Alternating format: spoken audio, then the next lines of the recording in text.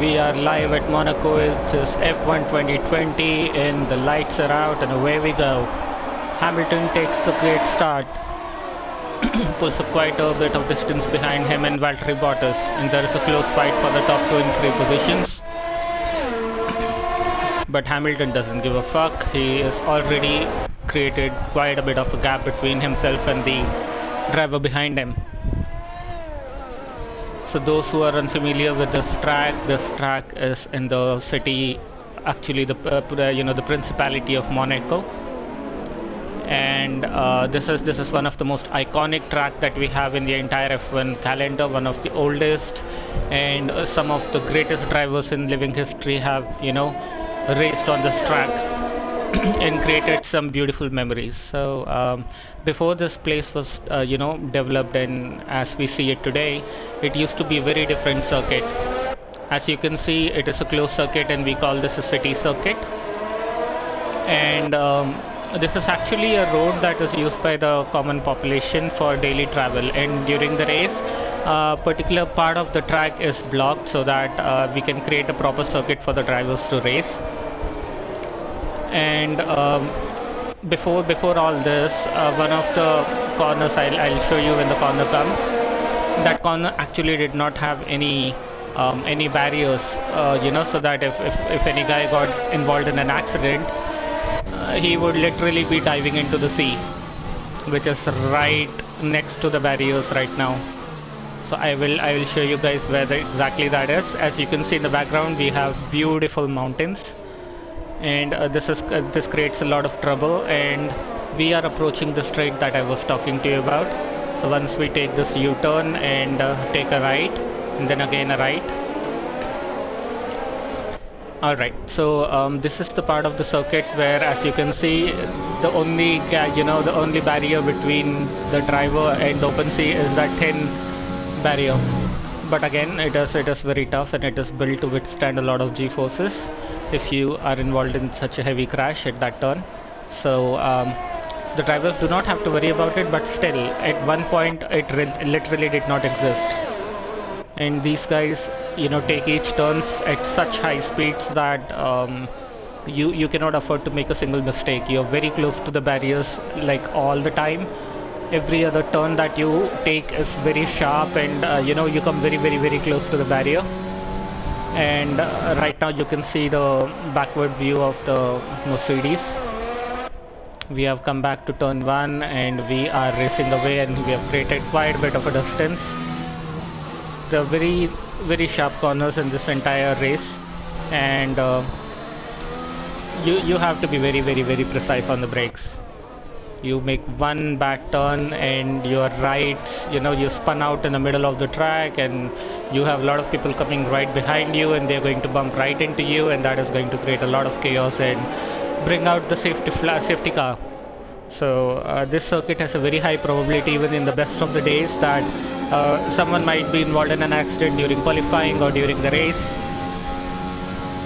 And the actual race that we had in 2020 Monaco GP was that in Q3, right at the last moments of the qualifying, Charles Leclerc actually bumped into one of the straights that I'm going to tell you where. So this is the curve, and on top of which Charles Leclerc actually bounced off and landed right on the barriers and broke his front axle and suspension.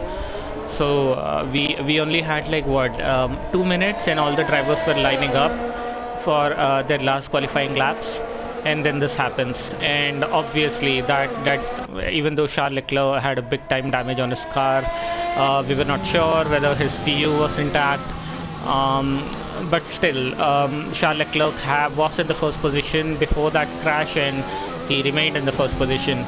But the funny thing that happened is right at the start of the race, it was declared that Charles Leclerc's PU was damaged and he cannot take part in a race, so he was actually disqualified, and those who came second on that race became the top drivers. Enjoy the race, and I'll be back.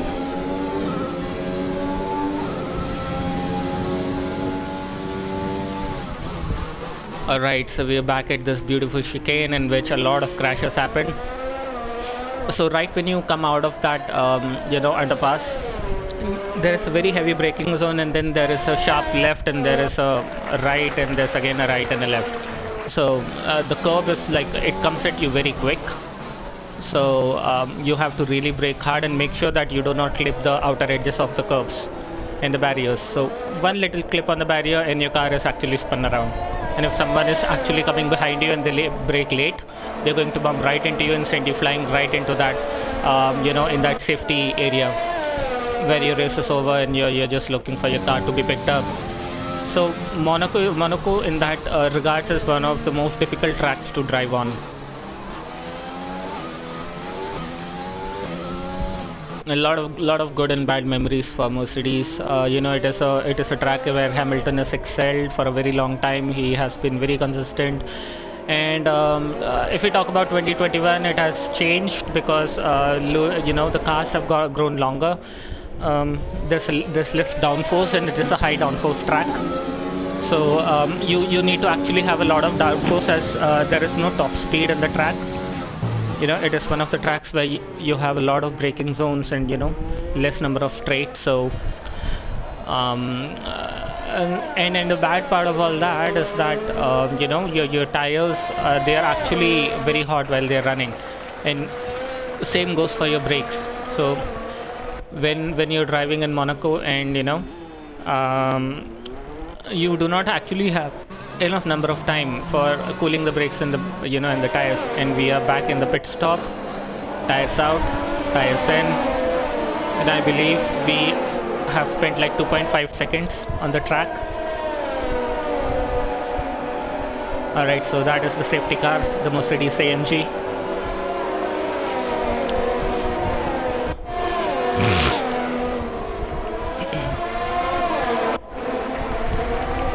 Alright, sorry about that. My nose is a little blocked. I just got vaccinated today. So, little bit of a congestion, little bit of a pain, but well, you got to do what you got to do, right? You all have to get vaccinated because, well, that is safe for everyone. You and the guys right next to you. So, I would suggest all of you go get vaccinated. If you're not yet vaccinated, please give it a try. I know there are a lot of rumors about vaccination, particularly here in India, but trust me guys, generally it is safe. If you do not have allergies to any kind of any kind of an injection or antibiotics, you can definitely give that a try. And we have just overtaken one of the cars after we have come out from the pits, and this is going to get really interesting right now, as we are going to be racing the other cars that are in front of us. And I am pushing to the absolute limit, even though the AI is very easy. But still, we are talking about Monaco, so we have very close racing on our hands, and some of the guys ahead of me have pitted. So now I have a clean, not so clean gap. I still see Charles Leclerc right behind me. So I believe there are a couple of guys ahead of me at this point, and I have to catch up with them. But let's see if I do that before they go into the queue or after they go into the pit lane.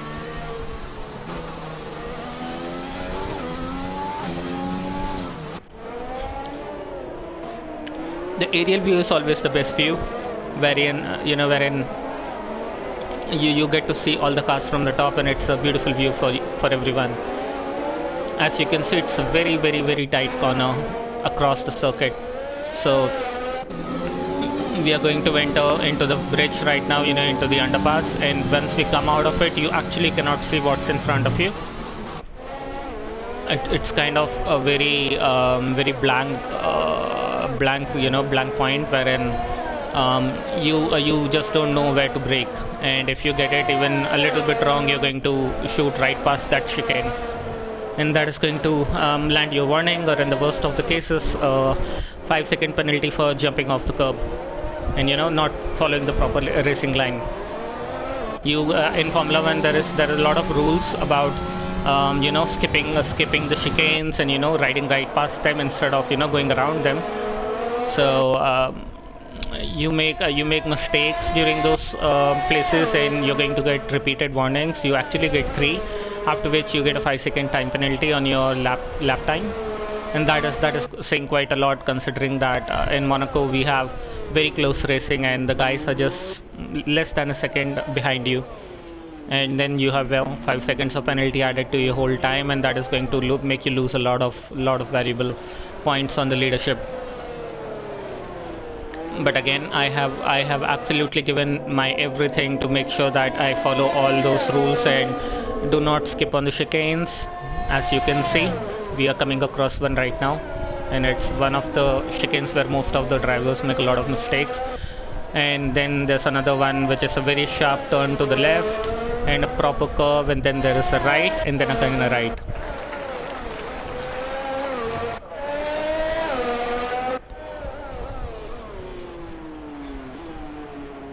This is another one which is a very sharp turn to the right and then again a right, and then you're back into the DRS zone. But well, I do not have DRS at this moment because there is no one in front of me. I am the leading car, so I am just riding off into the sunset.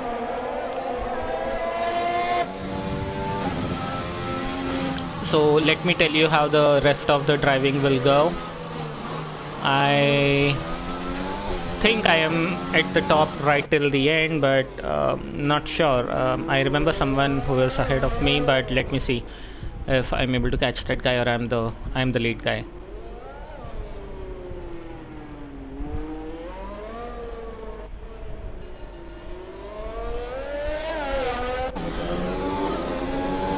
The cockpit view is one of the most beautiful views of all. You get to see how, oh, I just rode a curb and I was not straight. I just missed it. Wow, this look is beautiful.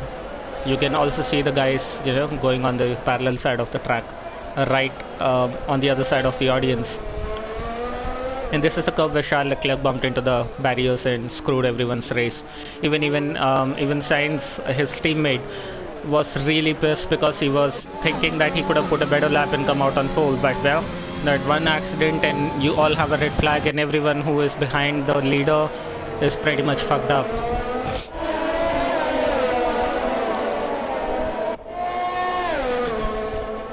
So that is how the 2021 Monaco GP went, and Valtteri Bottas had a really bad pit stop wherein his tires didn't come off. The engineers, right from the moment the guy went into the pits, and we and the guys put on the pneumatic drills and took out the tires, we knew there was a problem. So basically what happened is, during the course of the race, everything was smooth, but when the guys actually, when Valtteri Bottas pitted, and these guys need to be very precise about where they stop, because there is a line and you need to be very precise while braking, so that you do not move ahead of the of the crew which is waiting for removing your tires. Wow, this is nice. So according to Valtteri, and later on Toto said the same thing, that Valtteri did brake precisely, he was not at fault, but the crew, once they put their pneumatic drills into the bolts, into the bolts which hold the tire in, they the pneumatic drills are spinning at a very high RPM, and basically, for those who don't know, these are state of the art nut removers, you could say this. So they rotate at a very high RPM, and if you these bolts have little teeths in it which align with the sprocket, and once you on the pneumatic drill, it basically takes the tires out, and the bolt comes clean. So the pit crew, which we are talking about, they actually introduce the pneumatic drill into the bolts at an angle, and by doing that, and the fact that it was spinning at a high RPM, it actually removed the teeth from the bolts. So now it's a flat bolt which doesn't have anything to grip on, and the bolts did not come off. Valtteri was just waiting for gods that the tires would change and he can go out, but well, that time never came, and Valtteri's race was over because of one single bolt. Can you believe this, guys? And a hell lot of money that was wasted on the points. And Valtteri was actually doing good. He was the front of the grid. Lewis was not doing so good. He was at 5th place, and well, that is race over for Mercedes, and pathetic number of points for them. You know, for all the hard work that they've done so far, Monaco proved out to be a disastrous race for Mercedes. Just like Bahrain, wherein they made a big fuck up with, changing the wrong set of tires on the cars. And on the receiving end was George Russell, who was driving a Mercedes AMG F1 car for the first time. And it was a bad day overall for Mercedes and disaster. So such a thing happened in the 2021 race, but right now we are leading the pack and we are just blitzing away from the rest of the pack. Alright, let's watch the race for some time. As you can see, I am pretty much comfortably ahead of the whole pack. Oh, and we have the audience which are cheering the Lewis Hamilton they've always wanted to see.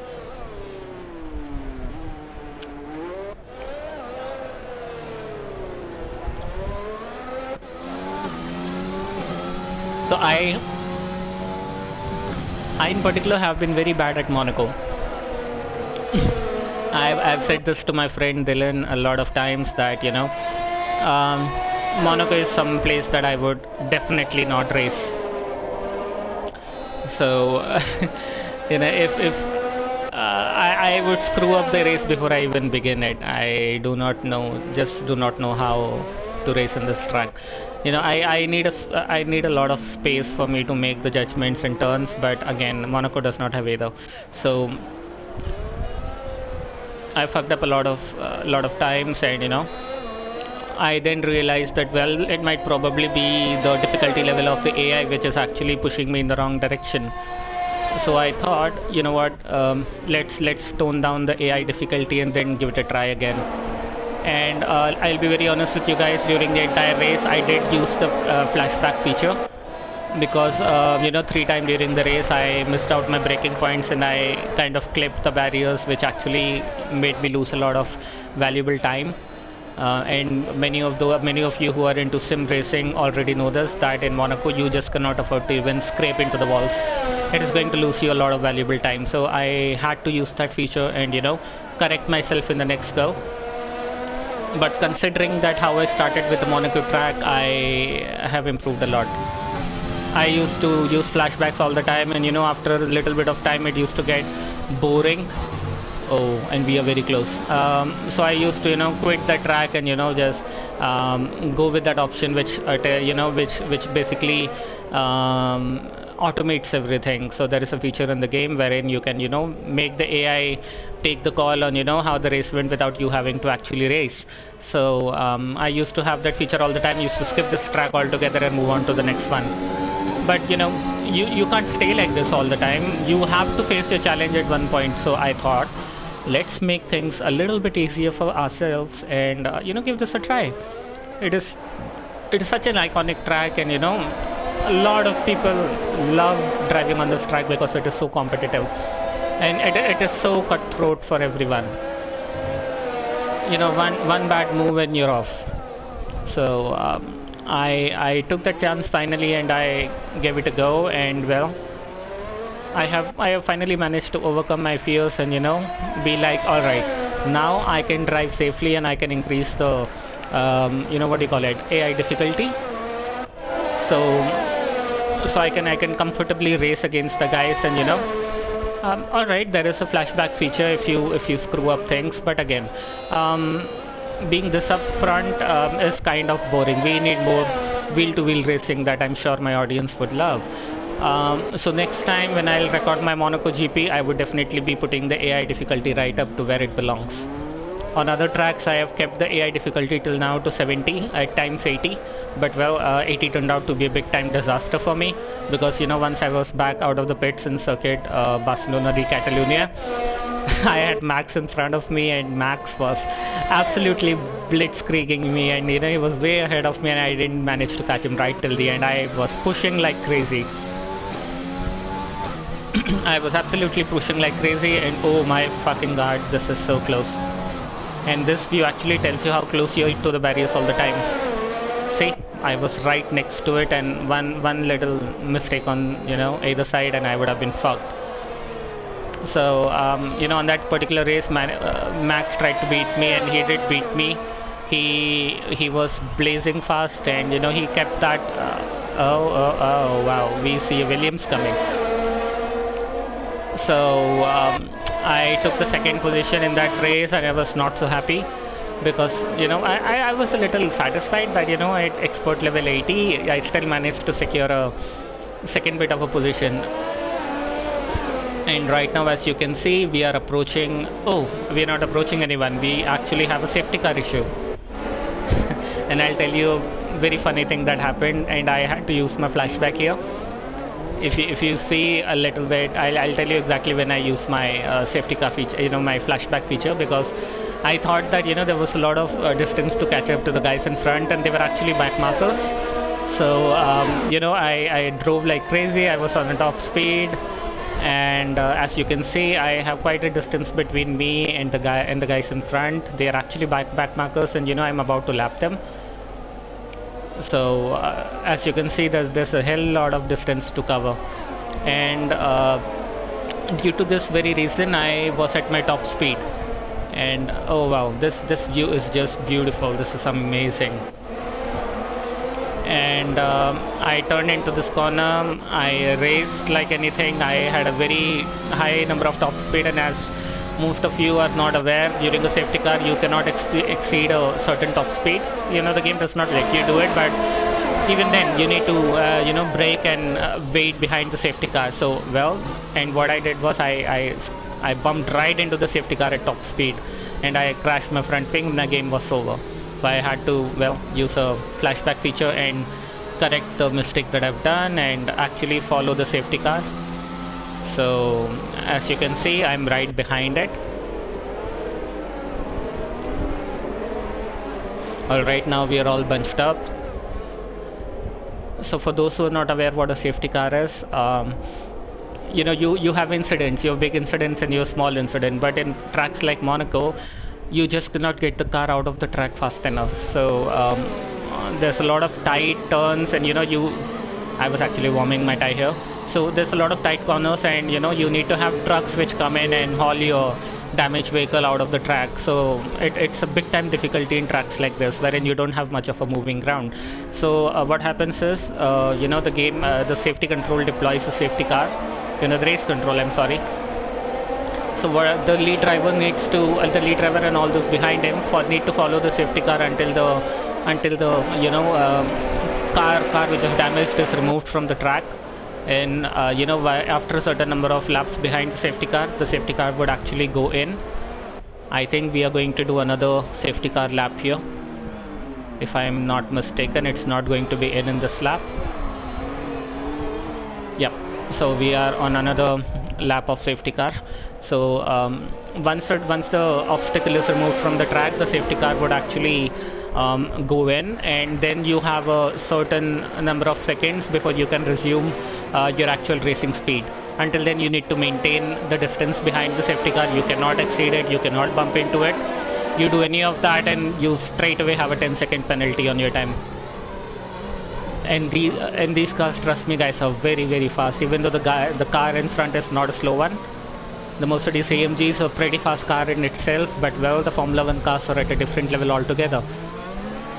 I am trying to warm up my brakes as much as I can, and my tires in this process, because you are running very slow. Your tires are actually losing a lot of valuable temperature during the entire stint behind the safety car.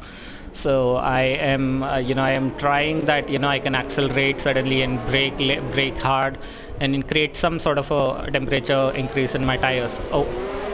And as you can see, I kind of bumped into the track there, but I didn't use a flashback feature. I was like, alright, how much flashback are you going to use in this race? Let's be real. And had I turned down the simulation damage, I would have been fucked for sure. My race would be over, but that's not the case. It is turned off, so I do get a bit of a advantage there. But still, maintaining a speed behind safety car and accelerating at the right point so that the guys in back, who are behind you do not. And this is actually in, as you can see, we are around the final corner at Monaco, and the safety car is going to be in this lap. Alright, so yep, the safety car has gone in and now I only have a couple of seconds and yep, we are back to racing. I was just waiting for the safety car to go in and get that push, and I'm already at a pretty good distance away from the car behind. And we have blue flags because I have back markers in front of me, but well, not anymore because the whole group is now bunched up right behind me, so I really cannot lap them at this point. Had there been no safety car, I would have been able to do that, and as you guys could see, I had quite a bit of cars ahead of me before the safety car was in. And the reason why I could actually catch up behind them was because they were actually following the safety car procedure at the point, so they had absolutely slowed down and allowed me to catch up with them. But now we are back to full-time racing and we are flying away, we are braking hard, we are not cutting chicanes, and we are driving an absolutely perfect racing line right now. I think this is a place where I had used one of my flashbacks because I bumped into the tire barriers like 2 times. I corrected myself, but even in the next go I kind of screwed up, so I had to use 2 flashbacks. So in total I think I used that feature 4 times in the race. Not even 3, it's 4 times. But now I do not have to make a mistake because I have enough gap between me and the guy behind me. So we are in the last laps of the race, and it is, I believe, lap 19 out of lap 20, and I'm pretty much comfortably ahead of everyone, and I do not have that worry in my mind that someone would jump right past me and sneak up behind me. So I'm pretty more relaxed than what I was a couple of laps ago. And when you relax, when you have enough air in front of you and you do not have anyone to chase, you are going to be good at the lap times that you make. But Monaco being the track it is, I do not have a perfect experience at Monaco. You need to be very, very, very precise so that you do not lose time at any point in the race. But well, my race was full of mistakes. See, I lost a lot of time at this curve. I was very, very, very slow to the turn because I was not comfortable that if I pushed the car a little more it would screw up.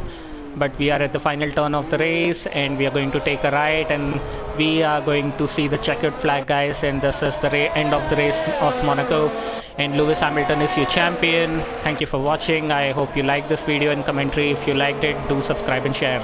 Cheers.